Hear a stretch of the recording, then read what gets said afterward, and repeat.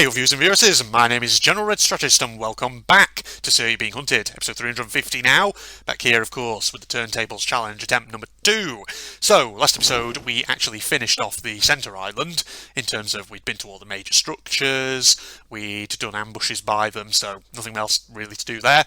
I just picked out an island at random. We are now on the South Island. So, without further ado, we're just going to get exploring, seeing what everything is, looking at the lay of the landscape, finding out where the large structures are located. I think there are some village buildings actually off in this direction by the looks of it. Yes. So you see, even though the village generation settings are set really low, in fact actually they're set to 0 on every island, villages do still spawn, just not in very big numbers. So that's the thing, you know. Certain biomes do come with certain features by default, which, I mean, you know, we pretty much have already established that through lots of previous Being Hunted episodes, so that's nothing particularly surprising, really, is it? We've known that for some time. But without further ado, you know, let's just get into the swing of things. There is a farmstead off over here, near this lone tower. Sounds like there might be people already by it. Yes, there are. Oh god, there's a lot of robots around here straight off the bat, which is not ideal. In fact, it could be kind of worrying. I think they're wandering off, they're not standing by. We could lure them over and maybe shoot them to pieces or something, I don't know. Let's just have a look inside first, in here, and see if there's anything. There's revolver ammo, stuff like that. That's good, isn't it? Okay. Look how much bloody shotgun ammo I've got. Pretty crazy, isn't it? I do have one bottle, which I could try and use to lure these guys a bit closer and then just shoot them and then get out very quick.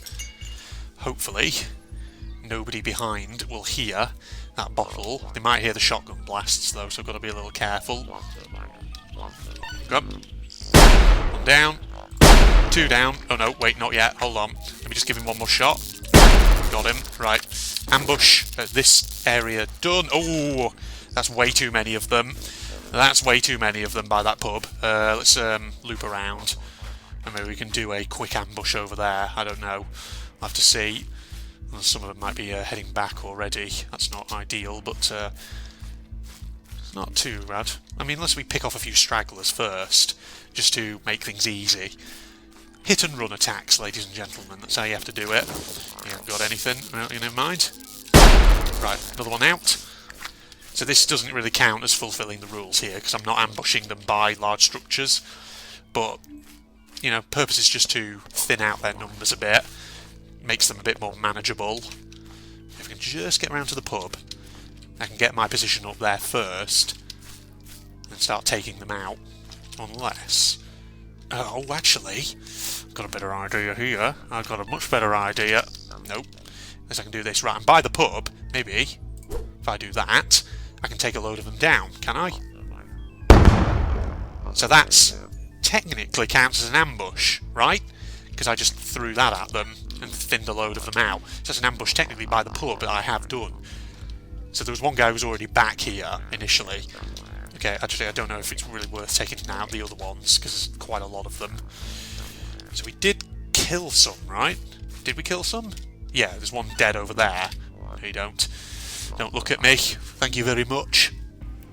Right, so last episode I was actually talking a little bit about, you know, just a topic which I've talked about loads of times in my Sir Being Hunted series, particularly in the later episodes or more recent content, in terms of what Sir Being Hunted really needs, I think, which is for Big Robot ideally to come back and add new stuff to it, to flesh out the game, but which obviously, you know, is highly unlikely to happen. So that's a shame, really. But, you know, it got me thinking as well, if there was to be a Sir Being Hunted sequel, or a Sir Being Hunted remake, Sir Being Hunted 2, whatever you want to call it, what sort of stuff potentially would be added into that? What sort of stuff could you put in it to actually make it good, make it interesting? And I do, you know, have all kinds of ideas for how you'd go about doing that, because there is all kinds of stuff. And one of the ideas I actually did mention last episode was, instead of having an entirely procedurally generated map, how about like a handcrafted map of some kind? You know, it doesn't have to be anything... You know, because the thing about Sir Being Hunted, obviously by default has the procedurally generated map. Everything about it is randomised, which is cool. because it adds a certain level of replayability. But of course, eventually once you've played it so much, you will have seen everything there is to really see that the game can possibly generate, and you might end up being left wanting more, in essence, which is understandable. But I was kind of thinking as well, in terms of what sort of stuff potentially might you add, I think a handcrafted map would be a good one. Obviously, it would have to be pretty good. It would have to be pretty big.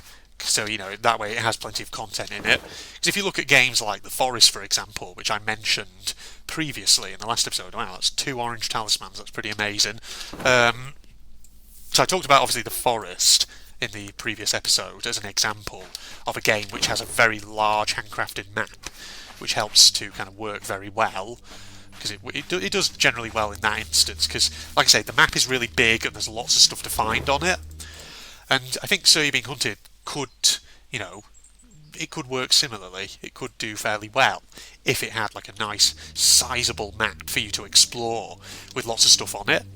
And the thing is, if it was a handcrafted map and it was very big, that means you could expand the biomes out, make them really huge. You could have regions of the world and whatever else have you, and there could be all kinds of things that you'd add, which maybe you wouldn't really be able to add in this particular version of Sir, in So You're Being Hunted 1. Because the thing is, So You're Being Hunted 1 takes place across a series of islands, whereas if you were, say, to have one big handcrafted map, everything could be taking place in that one area, and you could have certain features which you would not really be able to have on here because the islands are too small. So like proper roadways, things like that. Not functioning roadways, that is, not like with cars and things on them, but big roads, sort of like ruined infrastructure that you could follow to find towns and things like that. So like a destroyed railway or whatever. Because I once had an idea for a type of robot you could implement in a game like this. It'd be like a robot who maybe like drives a cart or something. So like a cart. What would you call it? A cart driver or something. Who? Because the thing is, like certain biomes in this game, when they generate, you notice that they generate in certain patterns. So like in rural biomes, for example, you'll have several villages, and usually they'll all be linked by a road or a path. So I was thinking, what if you had, for example, like a type of robot who continuously sort of journeys between villages, and the idea I had was like for a robot who drives a cart with maybe like one of those rocket-propelled horses or something, which you see the riders using. And the idea would be that maybe you could sneak up on him, and instead of killing him, you could hide in the back of the cart and use it as a way of travelling about the island unnoticed. So that's like just an idea that I once had for a type of robot that you could implement into a game like this. Or if you had bigger biomes and bigger environments, bigger maps and whatever else have you. And I think if you had like one giant handcrafted map, maybe that sort of thing would make more sense, perhaps. So there's that, yeah. And the thing is, like, with a giant handcrafted map, you could potentially have all kinds of different biomes, couldn't you? Because, by default, So You're Being Hunted only has 5 biomes. It has the rural biome, castle, industrial, fens, mountain.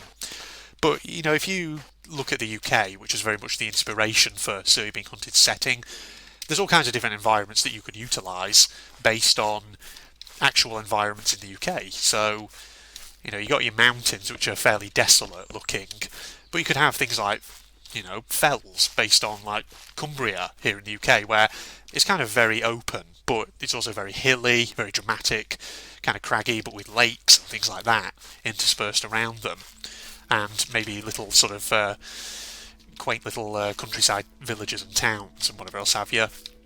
Or you could have, just off the top of my head, thinking things like wolds, for example, like the Cotswolds. So, I think wold, if my sort of knowledge of etymology is actually serving me correctly, comes from Old Saxon, I do believe. And it just means basically like wooded hill. So that's an idea you could have as well for like a type of lush hill biome, which is covered in woodland. So there's a lot of natural cover, lots of thickets that you could hide yourself in. But if you actually look at the Cotswolds as well, again, they have like really pretty villages and things like that. These really quaint old settlements and whatever else have you. it just looks really beautiful. So there might be some inspiration there, maybe. Or if you go up, say, to my old, the county where I grew up, Lancashire. So if you go into West Lancashire and you get over towards Morecambe and the sort of west coast of England, you know, in that region you have places like Morecambe Bay. And Morecambe Bay is a beautiful spot, but it is also kind of treacherous because there's a lot of like intertidal sands. And whilst, you know, there are places around that sort of the edge of that area, like I think it's called Silverdale, places like that, and Sunderland Point, where are, you know, they're natural, they're places of nice natural beauty, but of course they're like treacherous environments where if you kind of get bogged down out in the sands and the tide comes in, you know, you can be in trouble out there. The thing is that, you know, I always remember there was actual a case quite a few years ago when I was just probably a teenager at the time about Morecambe Bay. There was the thing is, Morecambe Bay is known for its cockles, which are a bit of a local delicacy. You know, cockles, everyone talks about cockles, something you eat, seafood in essence, shellfish. And obviously, you know, it's a bit of a lucrative business up around Morecambe Bay. At least I think it was that way at the time. I don't know about now, but a lucrative business for cockle picking and things like that, for getting these things, which are a local delicacy. And there was this terrible accident that happened once when I was a teenager. It was, you know, in the local press at the time. It made newspaper headlines, and what essentially happened was there was a group of I think they were Chinese immigrant cockle pickers who'd gone out onto the sands, you know, cockle picking, as might be expected, and unfortunately they'd run into trouble. They basically got bogged down in the sand, and the tide came in, and they basically drowned. It's quite a sad story, really, but in essence, really, it just shows, you know, kind of like how treacherous that environment is, and it's an environment which could serve as inspiration for a Surrey being hunted biome, like a mudflat, something like that. It's like a very coastal kind of environment, a coastal biome where it's very flat, maybe very foggy, and things like that. Yeah. So just an idea. God, I mean, you know, I've I thought so many times about the things you could add to this game. It would be amazing, really. But also, what about, for example, you could have biomes which maybe are a bit more urban. I know this might be a bit more of a controversial one, given that Surrey being hunted, the whole point is, you know, it's based on the British countryside, but maybe there's something in there, who knows, that would be interesting. Right, I think we can do an ambush at this pub, because I've been hanging out around here for quite a while. Maybe I could actually do this. Send them a stick of dynamite and blow them all up. Did I get all of them? Oh, I got all of them. Nice. There's an ambush down. Fantastic. So yeah, biomes, stuff like that. Talked a little about enemies, things you can add. I mean, if you really want to see a video where I just talk about all kinds of ideas for things that you could implement in a game like Surrey Being Hunted, go watch my General Red Reflects Surrey Being Hunted video, my 100th episode special that I did quite some time ago, because that basically talks about all kinds of stuff. Right, I'm just going to drop a marker down there since we've been in that area. Also, I like how this biome is sort of set out in a bit of a hexagon. See that sort of thing going on in the centre there? It's pretty awesome, isn't it? Or at least it's just a very interesting shape. I wonder if that's kind of typical of all castle biomes. I'm not sure. Maybe it is, maybe it isn't. I don't know. See, there's a village over here. I don't know if there's any other large structures, though, actually generating. I mean, there's gift shops, but I'm not really counting them as large structures in this particular biome. There's a cottage. Maybe we can go do an ambush over there, since we did an ambush by a cottage previously. I think that'd probably be worth it, wouldn't it? Yeah. Let's get over here. Is there anyone already by it? I don't think there is.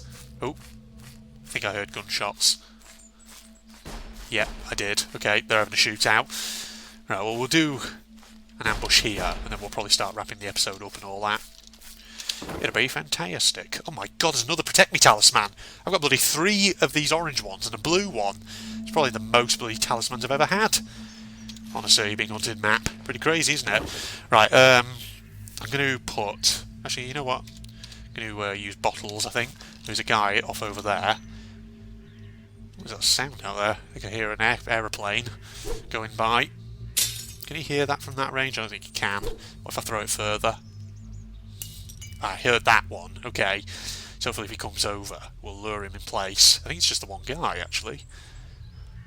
Which is pretty awesome if it is. Okay, hold on. Come on. Maybe you'll see me from here or not. Okay. Boom. Come on over. Yeah? No, you don't? Yeah, if I can just lure him over, give him both barrels, and then we'll be fine. Oi. Oi. Over here. Listen to me, senpai. I'm over here. Oh my god, really? Get out of it. There. Oh god, he's got his back turned. I've got a way I can actually lure him close. Come on. Over here. That's it. Yes. There we go. Now he's seen me. Right. In close and boom. There we go. That's how you do it. Right. There we go. So we've done an ambush by this cottage as well, which is pretty awesome. I don't know how many other large structures there really are on this island. I sometimes feel like castle biomes, you don't really get a lot. It's mainly just villages and obviously the castle ruins themselves. So, yeah, might be worth just, I don't know, we'll explore a bit more for the time being. Okay, so we keep going around hither. We should be golden. Oh man, I'm just thinking, what else could you add to a game like Sir You're Being Hunted? Or, you know, if you were to do a Sir You're Being Hunted remake or a Sir You're Being Hunted 2, what sort of stuff could you implement in a game like this to help flesh things out?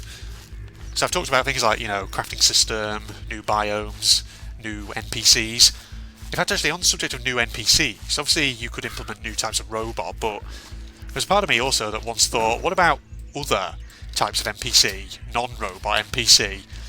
So, for example, like creatures that you could encounter in the environment. Because obviously, apart from the robots in this game, there are only two other types of NPC, which is the rabbits and the pheasants, which are animals that normally you go about hunting, which is great. You know, you could add more in that regard, perhaps. But what about things like hostile non-robot NPCs? So, maybe monsters that you'd find in the environment. What if, for example, you know, there are humans still alive in this world who have had to mutate in order to survive or adapt in horrible ways to fend off the robots? Because the thing is, if you look in English folklore, no, well, not just English, but folklore from the British Isles in general, so English, Scottish, Welsh, Northern Irish, wherever, there's a whole range of, you know, folkloric creatures and monsters that you can come across. And there'd be some really interesting ideas there, I think, if you wanted to implement some non-robot NPCs to, because you could have them sort of inhabiting certain biomes or locations. Maybe, for example, there'd be certain biomes where the robots themselves wouldn't really go, and instead, if you wander into them, you can get away from the robots, but instead you put yourself at risk of being, or of coming across something equally dangerous. Because I think that would be an interesting idea, wouldn't it? Because the thing is, like, you read some of the literature in this game, some of the letters, some of the books, you'll come across little sort of stories. I mean, most of them feature robots, but I'm pretty sure there are other ones which you could use as a basis for kind of strange monsters. Like I say, you could have biomes where there are specific NPCs that are only found there. So, like, another idea, for example, you know, going back to the whole, I mentioned obviously Cumbria a moment ago. Obviously, Cumbria is renowned as the site of the English lakes and things like that.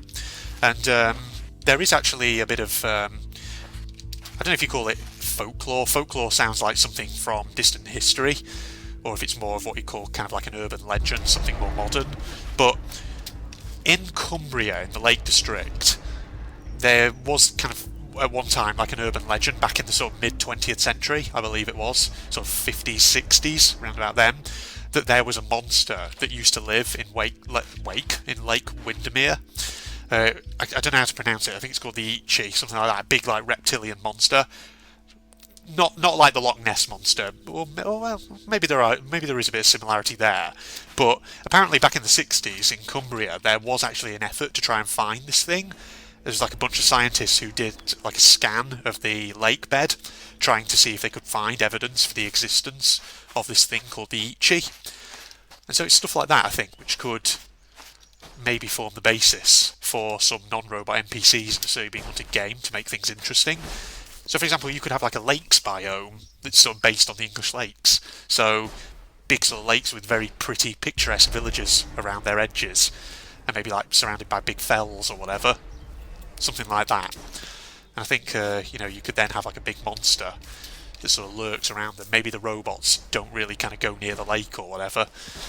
Just an interesting thought, maybe. Okay, I don't think there are any other large structures actually on this island, so you know what? I think we'll say South Island. Done. We found some interesting stuff there. We got the trumpet, or trombone rather. Wait, did we get this from this island? I don't think we did actually, now that I think about it. But we've still got a bit of dynamite. We've got all these friggin' talismans, which hopefully should come in handy if I get myself cornered by an army of robots again. Okay, right, well, I'm going to wrap this episode up here, so this was a good one. So, thank you very much for joining me then, ladies and gentlemen, for episode 350. 50 more episodes, and we'll be at bloody episode 400, which will be kind of ridiculous. So, Facebook and Twitter links down below, along with the link to my propagandist channel and all that. In the meantime, if you enjoyed, don't forget to leave a like, comment, subscribe, all that jazz, and I'll see you in the next part, folks. Goodbye, everybody. Please tell me you... Oh, no! What's that in there? Oh, right. Oh, it's a dead hamster. Yeah, it is what I think it is. Oh, Hammy the hamster, you've not had a good time. I'm surprised that little flipping glass, probably plexiglass tank of yours hasn't busted with all the water pressure. I mean, who would bring hamster down here? I don't know. Oh, Hammy. You didn't have a good end, did you?